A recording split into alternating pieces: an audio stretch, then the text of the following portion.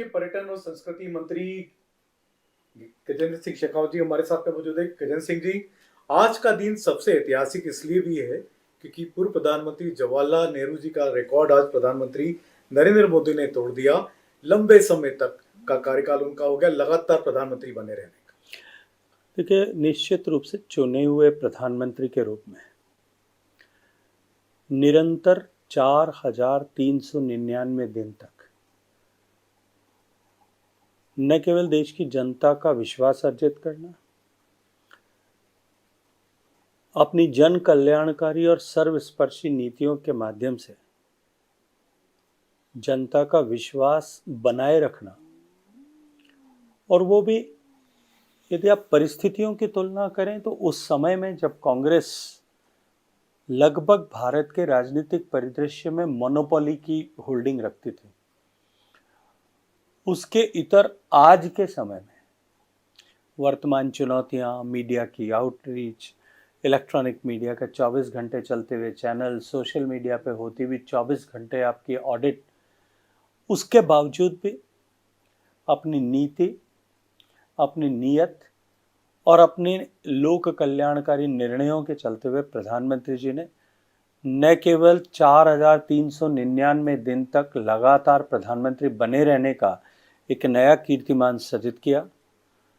अब तो इन परिस्थितियों में खींची गई ये लंबी लाइन, ये वास्तव में बहुत लंबी है और मुझे लगता है कि आने वाले समय में शायद कभी कोई इस लाइन को पार नहीं कर सकेगा।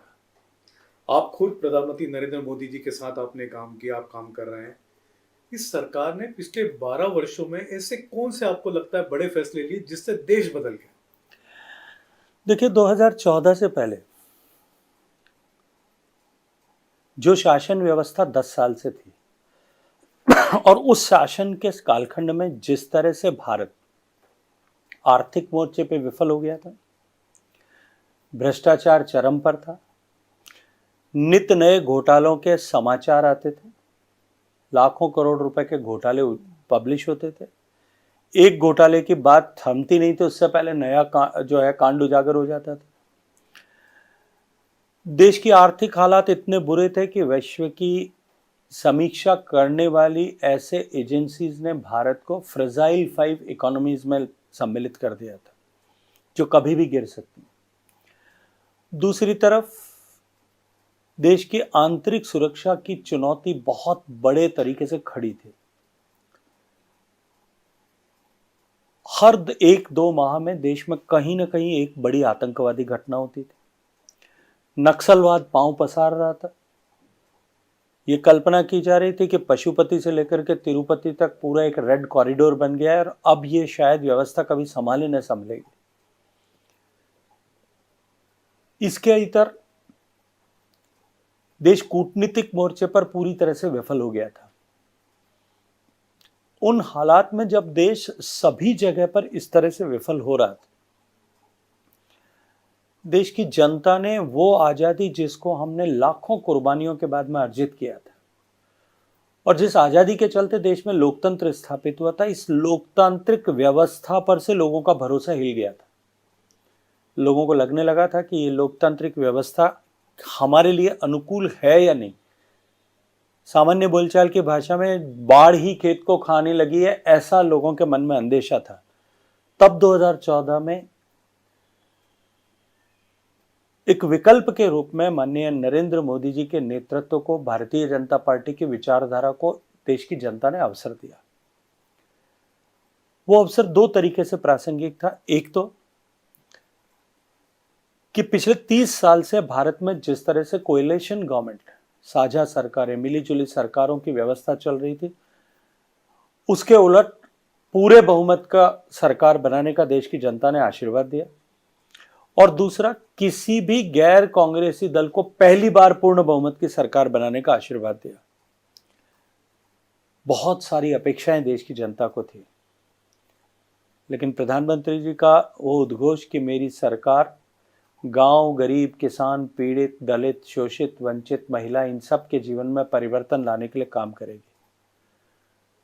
और इसके अतिरिक्त हमारी सरकार का एक ही उद्देश्य होगा कि हर फैसले के मध्य में गरीब हो और सामने लक्ष्य भारत को सशक्त समर्थ बनाना हो। आज 12 साल बाद पीछे घूम करके देखिए, पहली चीज जो सरकार ने गवर्नेंस की नई पॉलिसी, नई विधा भारत में स्थापित की कि जो कोई भी निर्णय, जो कोई भी योजना गरीब कल्याण की बनेगी वो 100% सैचुरेशन तक जाएगी। इससे पहले योजनाएं बनती थी, लेकिन वो योजनाएं वोटों की गिनती के आधार पर, राजनीतिक प्राथमिकताओं के आधार पर, नेताओं की प्राथमिकता के आधार पर इस तरह से तय होती थी, वोट बैंक के आधार पर तय होती थी। लेकिन प्रधानमंत्री जी ने नया गवर्निंग फॉर्मूला देश में स्थापित किया कि जो भी योजना हाथ में लेंगे वो 100% सैचुरेशन तक लेकर के जाएंगे। गरीब का घर बनाना हो, गरीब के घर में शौचालय बनाना हो, गरीब के घर में बिजली लगानी हो, गरीब के घर में गैस का चूल्हा बनना हो, हर व्यक्ति के घर में बैंक का खाता पहुंचना हो, हर गांव तक सड़क पहुंचनी हो, जो भी करेंगे वो 100% तक सैचुरेशन तक करेंगे। इसलिए देश में बदलाव स्थापित किया। गरीब का सरकार ने जब हैंड होल्डिंग किया, उसको एम्पावर करने के लिए काम किया, उसका परिणाम यह हुआ कि देश में 25 करोड़ से ज्यादा लोग गरीबी की रेखा से बाहर निकल गए। वहां देश के ट्रांसफॉर्मेशन की शुरुआत हुई।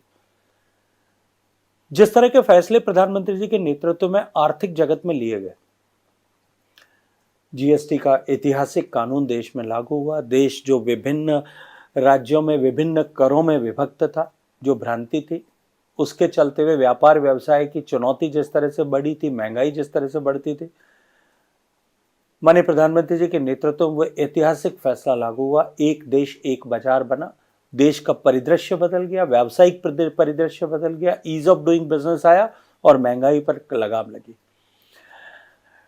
डिमोनेटाइजेशन का बड़ा फैसला लिया गया। देश की लाखों करोड़ रुपए इनफॉर्मल इकोनॉमी से फॉर्मल इकोनॉमी में आए। आतंकवाद की कमर टूटी। भारत की सीमाओं को सुरक्षित बनाने, आतंकवाद पर नकेल कसने और नक्सलवाद को समाप्त करने के संकल्प के साथ देश ने काम किया। माननीय प्रधानमंत्री जी का दृढ़ संकल्प कि भारत के विरुद्ध होने वाली कोई भी गतिविधि जो भारत की भूमि से होती है या बाहर किसी देश से, अब भारत, नया भारत, सशक्त भारत उसे स्वीकार नहीं करेगा। ये केवल वाक्य नहीं थे, ये परिणति में उतरे।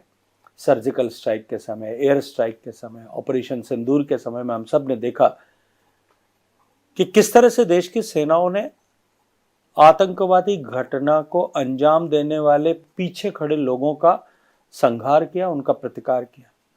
दूसरी तरफ नक्सलाइट मूवमेंट जो देश में एक बड़ा नासूर बन गया था, उसको समाप्त करने में सफलता प्राप्त की।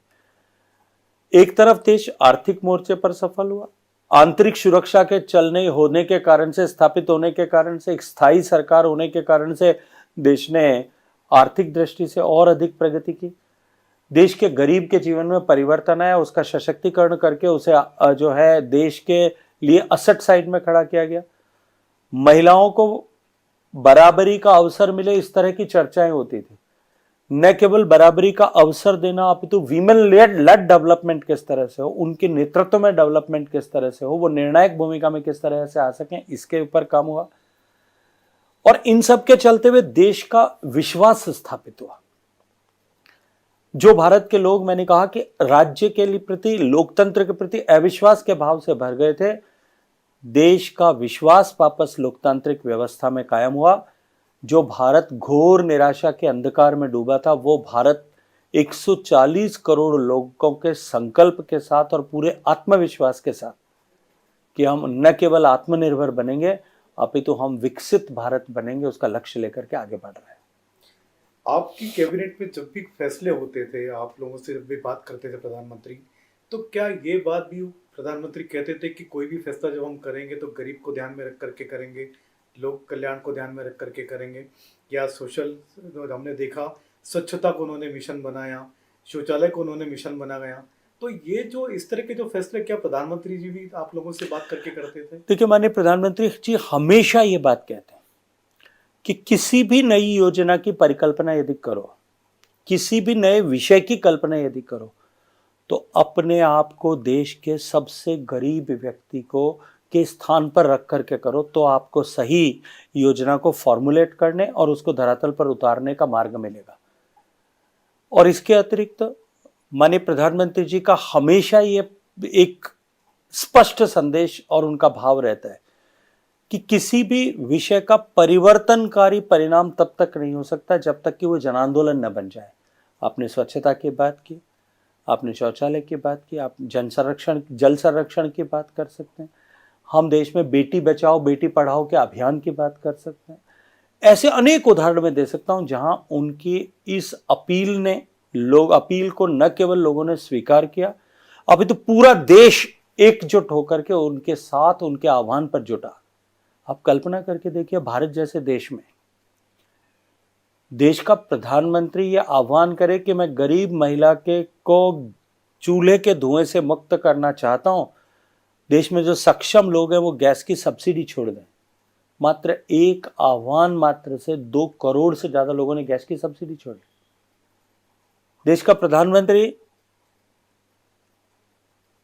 पूरी ताकत के साथ में, लोगों के साथ में, विश्वास के साथ में लोगों को कहता है कि हम जनता कर्फ्यू लगाएंगे, हमको कोरोना के साथ में संघर्ष करना है। एक ऐसा देश भारत जिसके पास में संसाधनों की सीमितता थी, किसी तरह का कोविड कॉम्बैट का हमारे पास में साधन नहीं था, अनुभव नहीं था, संसाधन नहीं थे, लेकिन फिर भी वो देश जन आंदोलन के साथ में ऐसे विषय का प्रतिकार करने के लिए, संघर्ष करने के लिए खड़ा और हमने पूरी दुनिया के सामने मॉडल प्रस्तुत कर दिया। सर, कल इंडी गठबंधन की बैठक हुई थी, हमने देखा वहां पर कांग्रेस के नेता मल्लिकार्जुन खड़गे, उनका कहना था कि मोदी सरकार ने रोटी छीनी, नौकरी छीनी। राहुल गांधी को विकास नहीं दिखता, वो कह रहे हैं कि देश की इकोनॉमी डेड हो रही है, भारत नीचे लगातार गिरता जा रहा है।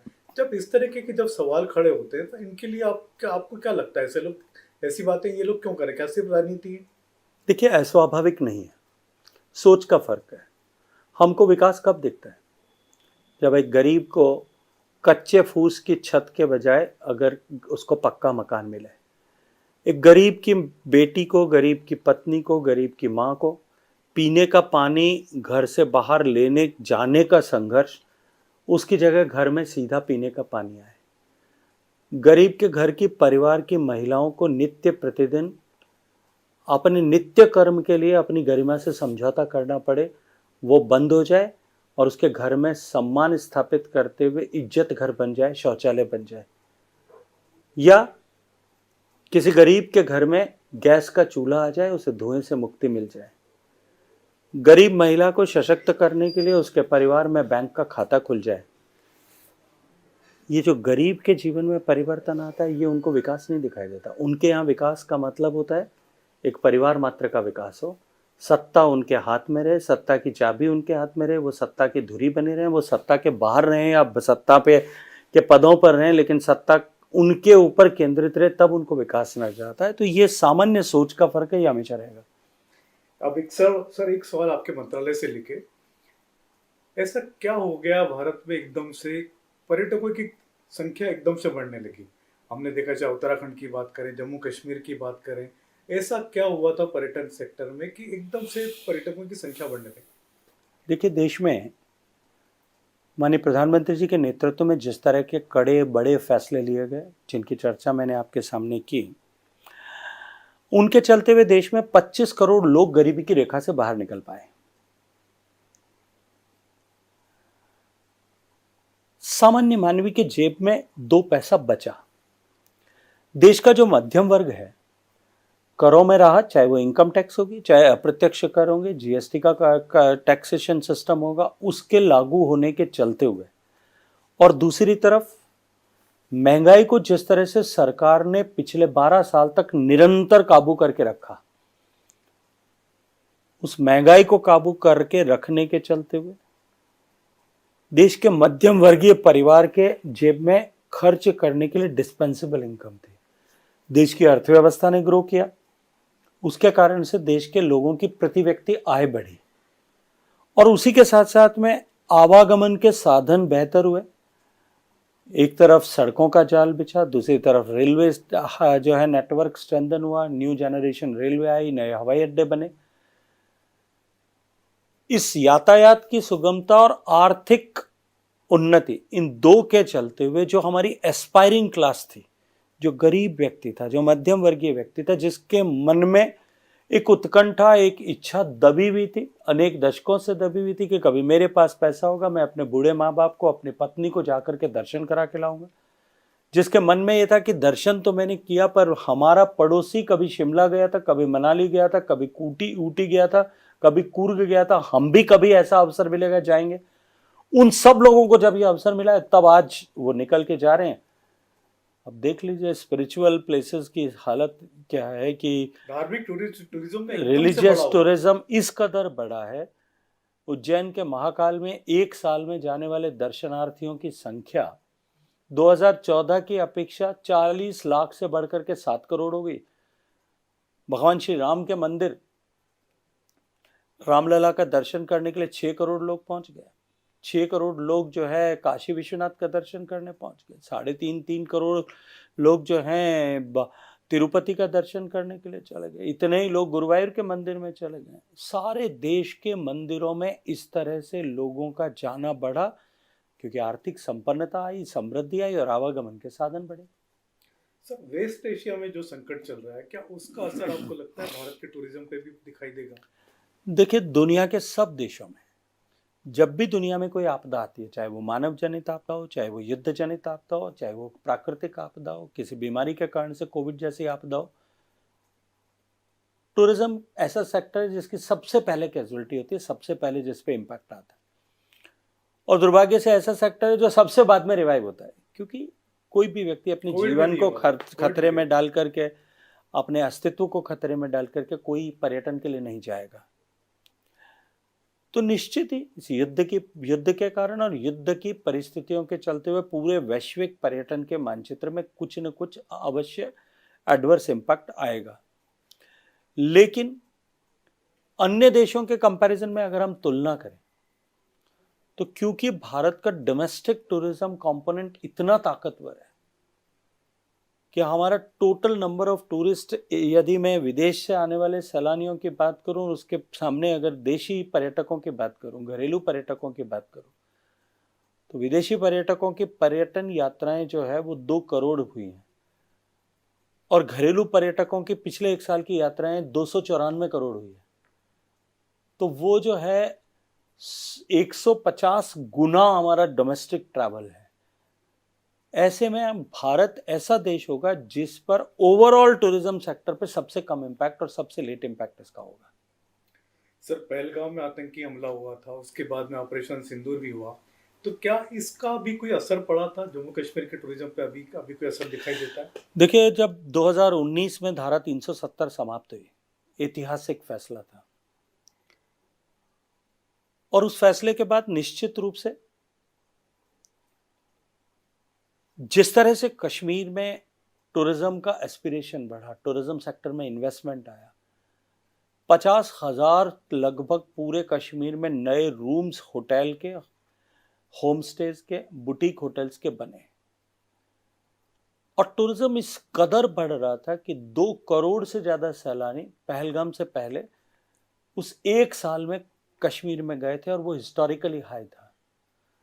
केवल ट्यूलिप्स और लेवेंडर की खेती को देखने के लिए 20 लाख लोग उनके फेस्टिवल सीजन में गए थे। ऐसा लगता था कि कश्मीर के बुरे दिन समाप्त हो गए, वापस कश्मीर में वो खुशहाली, वो संपन्नता, वो पर्यटकों की चहल पहल वापस दिखाई देने लगी है। कश्मीर बदल रहा है, लेकिन दुर्भाग्य से जिस तरह की क्रूर आतंकवादी घटना, कायराना आतंकवादी घटना की गई, मजहब पूछ करके, धर्म पूछ करके गोली मार दी गई, उसके बाद में एकाएक सब कुछ ठहर गया था। लेकिन जब माननीय प्रधानमंत्री जी के नेतृत्व में ऑप सिंदूर हुआ और एक करारा तमाचा आतंकवादी व्यवस्था पर, उनके समर्थकों के गाल पर भारत की सेनाओं ने, एयरफोर्स ने मारा, देश का कॉन्फिडेंस वापस रीबिल्ड हुआ। 1 साल लगा, लेकिन वापस हम लगभग उसी मुकाम पर वापस आकर के खड़े हो गए। आखिरी सवाल है सर, प्रधानमंत्री नरेंद्र मोदी जब बात करते हैं कि 2047 तक भारत को विकसित राज्य बनाना है, तो ये कैसे बनाएंगे और इसके पीछे कोई रोड मैप उन्होंने आप लोगों को दिया? देखिए, विकसित भारत बनाने का कोई एक शॉर्ट टर्म फार्मूला ही नहीं होता। देश का इंफ्रास्ट्रक्चर फ्यूचर रेडी हो, विकसित देश की तरह हो, देश का ह्यूमन रिसोर्स उस तरह से सोचने लगे, देश आत्मनिर्भर बने, देश के लोग स्वदेशी उत्पाद को प्राथमिकता देने लगे। तकनीकी के इस युग में हाई वैल्यू टेक्नोलॉजी में भारत में रिसर्च एक्टिविटी शुरू हो, हाई वैल्यू कंपोनेंट्स को भारत में निर्माण करना शुरू हो, भारत की अर्थव्यवस्था और गति के साथ में बढ़े। और जैसा सामान्य रूप से अभी सभी लोग मानते हैं कि भारत की अर्थव्यवस्था हर 7-8 साल में दुगनी होने वाली है। भारत की अर्थव्यवस्था जो 2 ट्रिलियन पर थी वो बढ़कर के 4 को क्रॉस किया, आने वाले समय में 2047 तक 30 ट्रिलियन क्रॉस करे, निश्चित रूप से देश बदल जाएगा, विकसित हो जाएगा। हमारे साथ बातचीत के लिए बहुत बहुत धन्यवाद सर। धन्यवाद। ये थे गजेंद्र सिंह शेखावत, जिनका कहना है कि प्रधानमंत्री नरेंद्र मोदी ने हर योजना, केंद्र सरकार की हर योजना को गरीब को ध्यान में रख करके बनाने के निर्देश दिए थे। गरीब को ध्यान में रख करके सरकार की योजनाएं बनाई जाती है। कैमरामैन सुधीर के साथ संजय शर्मा, इंडिया न्यूज दिल्ली।